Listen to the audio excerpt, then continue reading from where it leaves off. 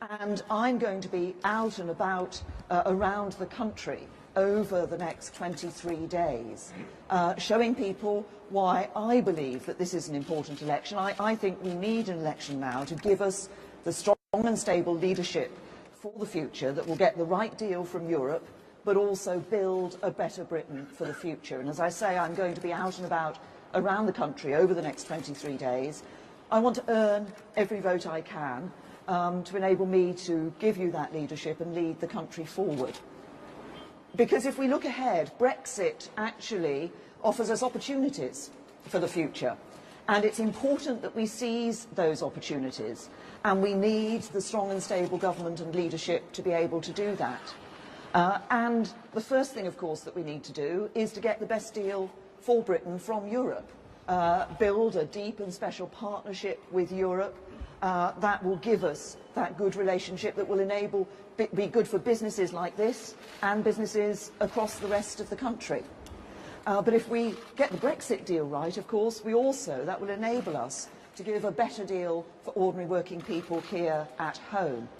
And that means a government that has a plan for the future, and I will be taking my plan for a stronger Britain out to people over the remaining days of this election campaign. And government has a role to play in that. It's important that we ensure that there's a good school place for every child, so that youngsters get the best possible start in life. We need to ensure that we lock in economic growth so we can fund a first-class national health service. We need to tackle and take action in relation to people's standard of living, the cost of living, and also ensure that government is really at the service of ordinary working people. Now, I've already started to set out some policies that I think follow through on that. We've announced a new generation of social housing with a new right to buy for tenants. We've announced protection for workers' pensions from irresponsible bosses. New mental health laws to tackle injustice, action to end the injustice of rip-off energy bills by putting a cap on energy price rises. And yesterday, I announced the biggest ever enhancement to workers' rights that's ever been proposed by a Conservative government. And there are a number of elements to that. First of all, we will protect the rights that are currently guaranteed by EU law when we leave the European Union. But we'll also enhance rights in a number of ways. So we've announced a right to time off when a parent loses a child, a right to request time off for training, a right to have time off to care for a family member.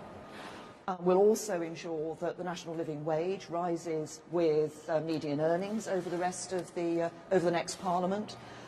We will ensure that our discrimination laws enable us to tackle the problem of discrimination in the workplace of people with intermittent mental health conditions. We will ensure there's workers' representation on company boards, and we'll look to introduce returnships, so to help people who perhaps have taken time out from the workplace to be able to get back into the workplace.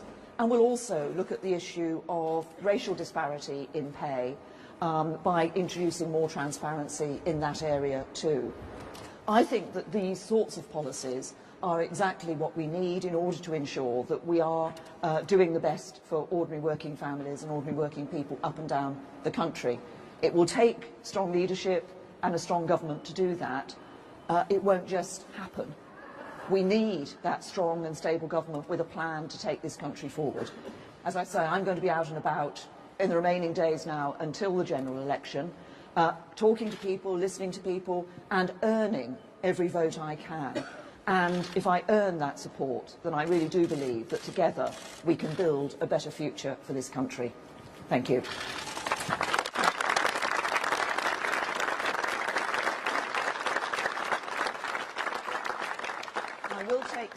I will take some questions, as we said. Yes, over here. When you get re-elected, would you like a microphone so they can hear your question? Or?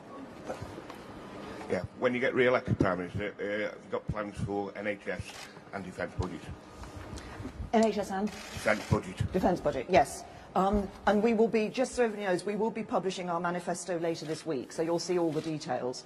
What I think is important for our NHS, of course, we have been putting extra funding into the NHS, and we announced, even in the budget back a couple of months ago, we announced some extra funding, for example, particularly for accident and emergency, to help improve the service in certain hospitals for accident and emergency.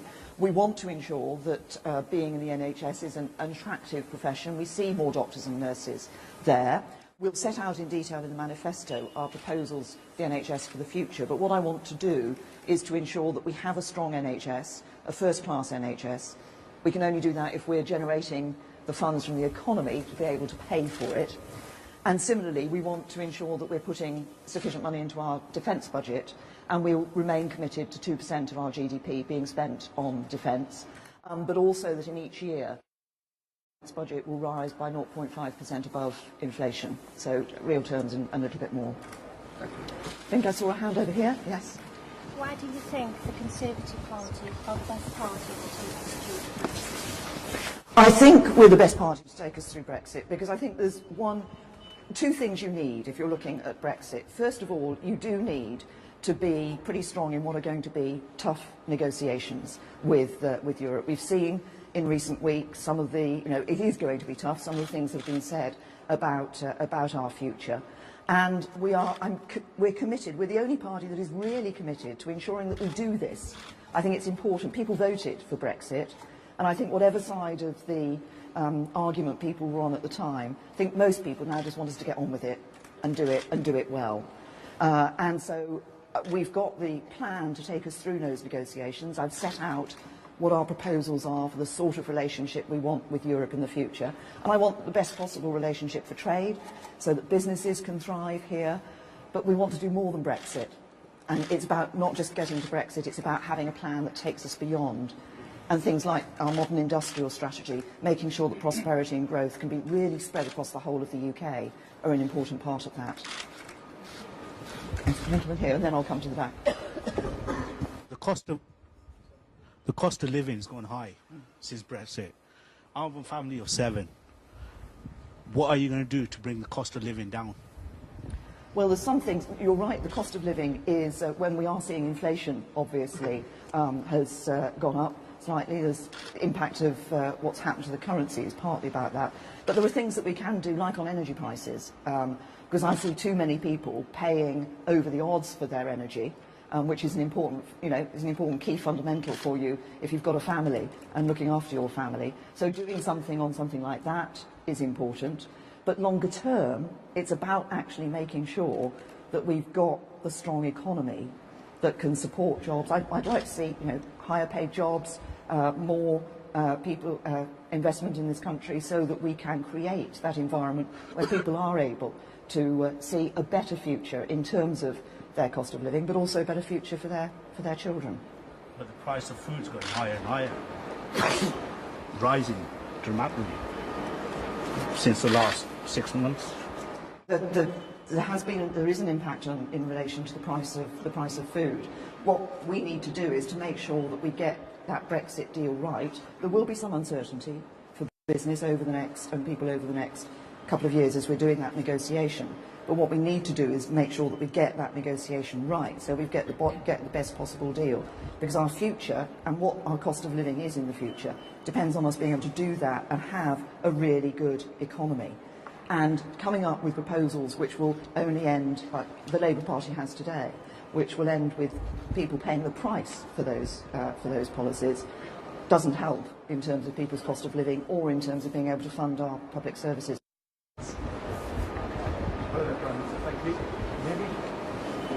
Yeah, hi there. Very encouraging to see you as a Member of Parliament working closely with your constituency. Many Members of Parliament do work very, very hard, but there is quite a low turnout at elections sometimes. What would you encourage the electorate to do, and what more can MPs do to make sure we do get a good turnout? Well, you're right, and thank you, because of course the last Screwfix building that I went into was the new one in Maidenhead in my constituency, and was very pleased to be able to do that. I think we should all be giving a message to people at this election that it is really crucially important in terms of the choice that is available to people, and that it is about the future of our country. I think it is the most crucial election we've faced in my lifetime, because we're at this important moment of change for the country in terms of Brexit and then going forward beyond Brexit. So I would encourage everybody to go out and vote, and I think it's important for all of us involved in this, whoever we are, to go out there and encourage people to go out and vote, because it is about people's future. Thank you. Any more from me? Yes. Thank you. Thank you. Obviously, Stoke-on-Trent was hit quite hard when the industries left. What would be the plans to bring back investment into our city? Well, I was pleased. I was here a few weeks ago with Jack, actually, looking at the way the ceramics industry in Stoke has actually been reignited, if you like, and there's some real success stories here. Just hearing about this building and the work you do here and the hundreds of people employed here, this is a great success story as well. So I think, but what we want to do as a government, we've published ideas of what we call our modern industrial strategy, which is about looking at different parts of the country and different sectors of industry, saying how can we encourage growth across the whole country, where there are benefits, where there are particular clusters of expertise, can we encourage those to grow even further and really create that sort of hubs and incentives for industry. And so our industrial strategy will be aiming to roll out to make sure that that prosperity is going across the whole of the country. And obviously, as I've just said, you've got some advantages here in Stoke in existing industries that could be built on for the future. Gentleman there. What are your plans? Sorry. What are your plans for the tax-free allowance come 2022? For the, you mean for the personal allowance? You mean the? I'm having to defend everything the Tories do because I'm a Conservative member. So, what are the plans for the tax-free allowance? Well, I'm not. I'm going to disappoint you in that I'm not setting out tax plans until you see the manifesto later this week. What I would say is that, of course, what we've done as a Conservative government is raise the personal allowance. We've taken overall about 4 million people across the whole country out of paying income tax altogether. And by raising the allowance, there's been a tax cut, which is effectively, for a basic rate taxpayer, the equivalent of about £1,000 a year. So we are a low tax party, but our manifesto will come out later this week. Question here. Sorry, I'm making the microphone. Obviously, in the election before, obviously on Brexit, UKIP did a lot for that because of immigration. You know, I voted UKIP, and I think 7%, probably 7 out of 10 people voted on immigration. What are your plans for immigration? Yeah, well, this is an area where, and you're right, because I believe too that for some people who voted at the referendum, immigration was one of the issues they were concerned about. Of course, I was Home Secretary for 6 years, and during that time we brought a number of changes into the immigration rules for people coming from outside the EU. Now, we think that numbers should be brought down. We want to control our borders. I think that's important. We think the numbers should be brought down to sustainable levels, and we continue to think sustainable levels are in the tens of thousands. But in immigration, there's no one thing you do that suddenly makes the numbers go down to that level. You have to constantly work at it. What we will now be able to do when we leave the EU, of course, is bring in rules for people coming from the EU into the UK, as we have rules for people coming from outside the EU into the UK. So that will enable us to control that element of immigration that previously was not, with free movement, we were not able to control. But I think there's a very clear, we as a party were quite early to recognise that this was a concern for people and to look to put some control into our immigration rules, and will continue to do so. I'll take perhaps, the gentleman with the hat has been waving, and then I'll take one more question over there, and then I'll take one to media. Don't worry, I will come to you.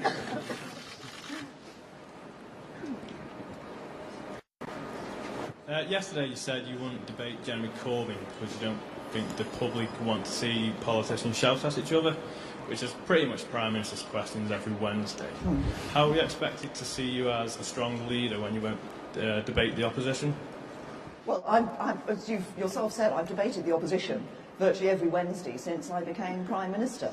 What I think is important in elections is to be able to do things like this, actually get out and take questions from people in a variety of settings, in workplaces and in other ways too, rather than just having that sort of TV set-up debate, which normally ends up with the politicians, as you say, having a go at each other, rather than actually being able to answer people's questions. I did an event yesterday, Facebook Live, people able to put questions into ITV on Facebook, and for 45 minutes just did a sort of quick-fire answers, trying to answer as many questions as possible from people and answering directly to them. And I think that's what's important. People will make their choice, but I think I want to give people an opportunity to be able to ask me questions direct in that way.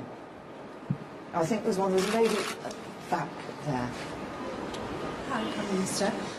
Following on from the Brexit theme, in terms of once we do leave Europe, are there any plans that you may have to introduce a tax or a levy for foreign vehicles using our roads in the same way that we do when we go across to Europe? Now, that's an interesting question. It's something that has, over time, various governments have actually looked at that as a possibility. And there have always been various logistical issues that have actually led to us not doing that. And I'll be perfectly honest with you, it's not something that I've looked at this stage. I know it's something that a lot of people do worry about, obviously particularly people in the haulage industry. But it's not something we're looking at the moment. Now I will come to the media, and let's take ITV. Is that yes? Emily Morgan from ITV News.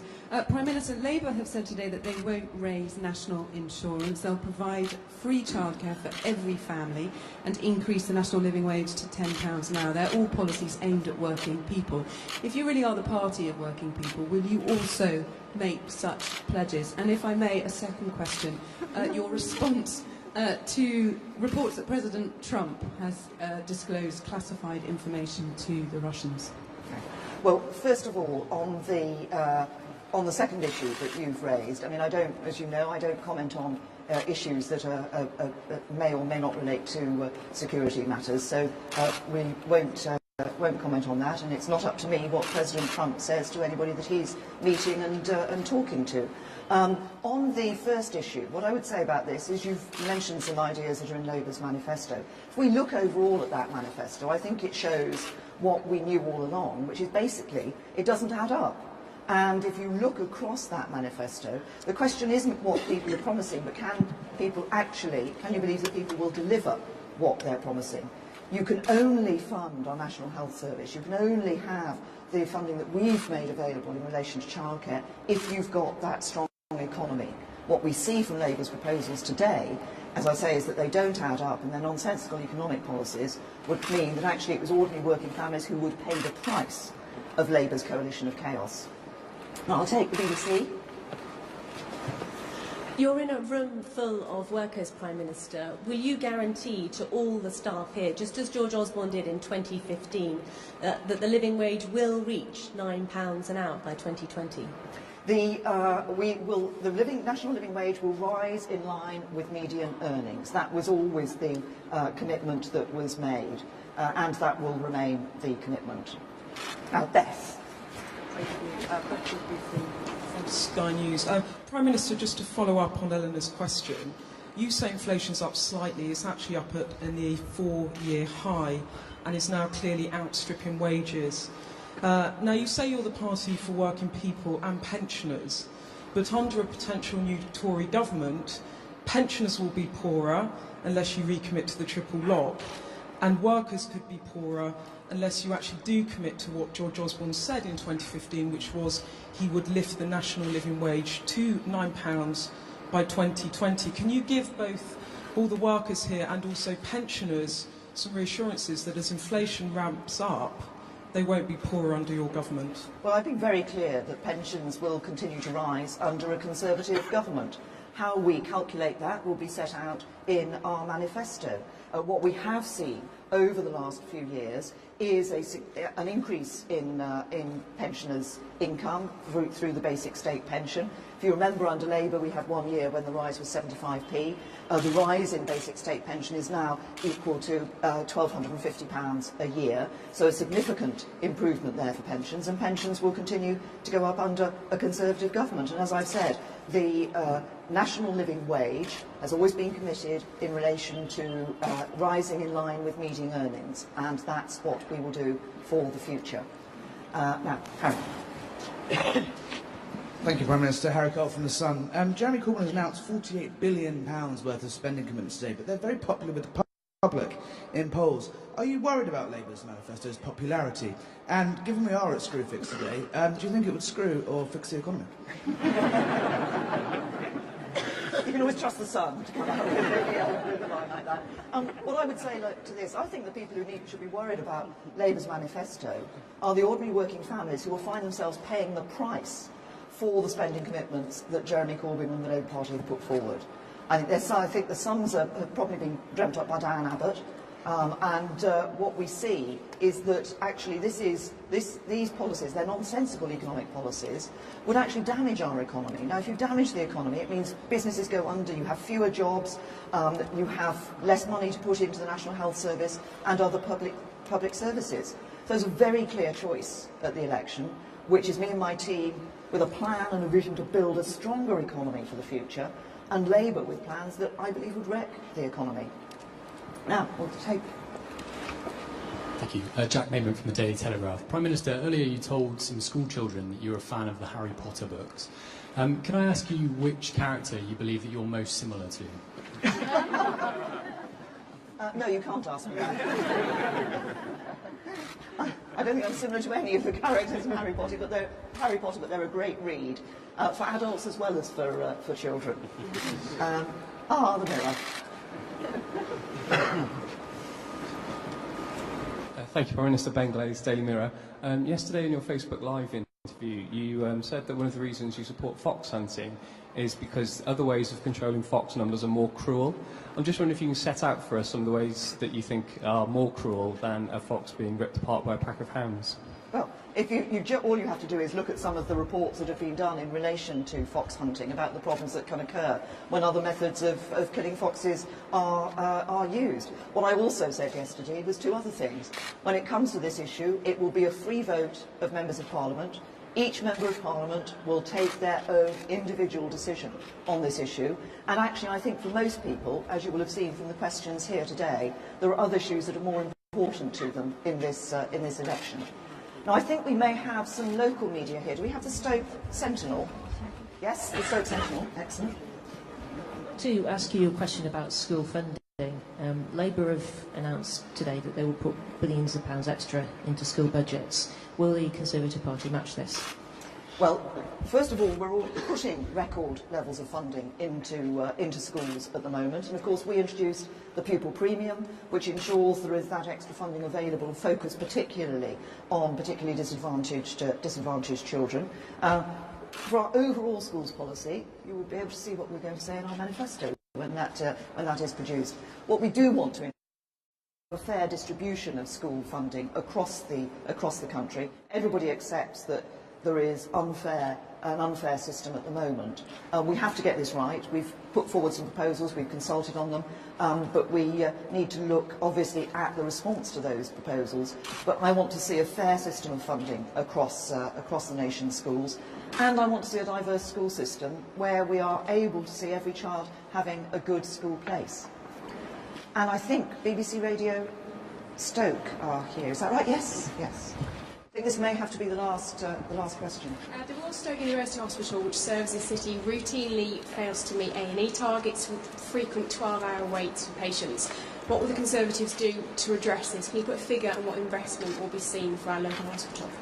Well, it's What's important in looking at the way hospitals are dealing with A&E, we did put some more money in the budget for some hospitals across the country to ensure that they're able to have the best possible, I was going to say operation, I don't mean it in a medical sense, but organisation in their A&E. What we see in A&E is that sometimes they are put under significant pressure. Sometimes people go to A&E because they're not able to access services elsewhere. So it's not just a question of what you do for the hospital, it's actually how you ensure that there are services available for people to go to elsewhere, such as the 7-day-a-week GP, access to GPs that we want to see. Thank you, everybody. I think that was the last question. Thank you very much. Thank you.